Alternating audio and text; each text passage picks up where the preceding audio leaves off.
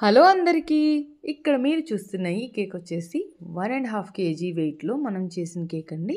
Top tear వచ్చేసి ½ KG wait వస్తది finalising తర్వాత. బాటమ్ టియర్ వచ్చేసి మనకు 1 కేజీ వెయిట్ వస్తుంది. యూజ్ చేసిన టిన్స్ మీకు చెప్పండి, నేను ఎప్పుడు చెప్తుంటాను కదా! మీరు గనక రెగ్యులర్‌గా మన వీడియోస్ చూస్తే మీకు తెలిసిపోతుంది నేను ఏ టిన్స్ యూజ్ చేశాననేది.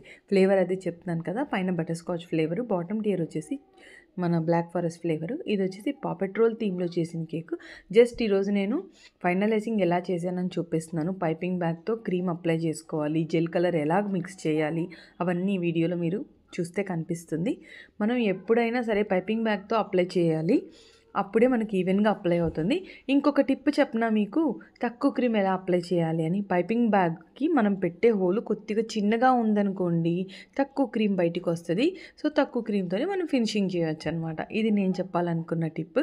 అండ్ ఇదిగోండి, షిఫ్టింగ్ చేయాలన్నప్పుడు మనం ఇలా స్కివర్ గుచ్చి ప్యాలెట్ నైఫ్‌తో ఫస్ట్ సైడ్స్ అన్నీ లూజ్ చేసి, తర్వాత దాన్ని ఆ బోర్డ్ మీద నుంచి కేక్ మీదకి షిఫ్ట్ చేసుకోవాలి. ఇన్ కేస్ మనకు ముందర ఎక్కువ వర్క్ పెట్టాలన్నప్పుడు పైన టియర్ వెనక్కి పెట్టాలి. ఫైనల్ పిక్ ఇదే. బాయ్.